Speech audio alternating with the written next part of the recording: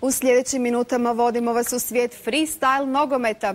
S aktualnim prvakom Hrvatske Miranom Pirnerom i njegovim društvom proveli smo jedno poslijepodne. Bilo je to sasvim dovoljno da doznamo sve tajne freestyla, sporta koji svakim danom ima sve više poklonika. Lora Dizdar. Oni neupućeni nazvat će ovo žongliranjem ili tehniciranjem, ali... Pa ajmo reći, neka osnovna definicija freestyle nogometa je izvođenje trikova sa svim dijelovima tijela. Freestyle nogomet uopće nije skup sport. Sve što ovim dečkima treba su tenisice, lopta, malo prostora i jako puno volje. Pa prije 6 godina vidio sam neke dečke na internetu kako rade, pa zaljubio sam se. Pa najduži trik mi je amator na tač. Ajde.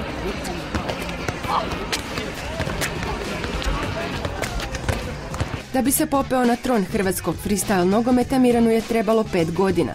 Za to vrijeme gotovo je svaki dan uz loptu provodio minimalno 2 sata. Znači vježbam one trikove i setove trikova koje mislim koristiti u Južnoj Africi. Znači samo isključivo to vježbam. U Cape Townu će na svjetskom prvenstvu u freestyle nogometu braniti boje Hrvatske. Veliki izazov za jednog 22-godišnjaka, reći će mnogi. Pravila igre nisu nimalo jednostavna. Pa znači imate 3 suca. Svaki ima svoju kategoriju, to su kreativnost, stil i kontrola.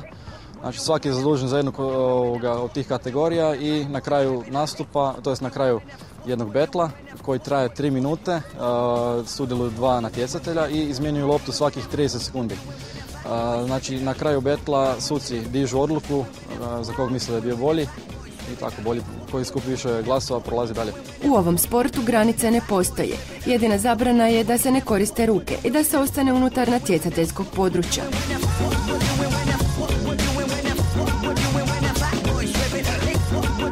Sa sljedeće 4 vrste trikova treba znati savršeno vladati. U freestylu to su na primjer trikovi s gornjim dijelom tijela, to su upper moves, dok se stoji znači s nogama, to je lower air moves.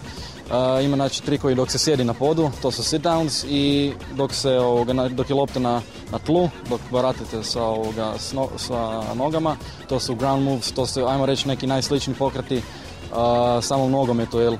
I tako je ovaj sport preko žonglera u cirkusu došao do Maradone. A evo ga danas i na zagrebačkom Zrinjevcu. Dečki, samo ovako nastavite. A Mirane, tebi držimo palčeve. Kada za 2 mjeseca odeš na svjetsko finale u Cape Town.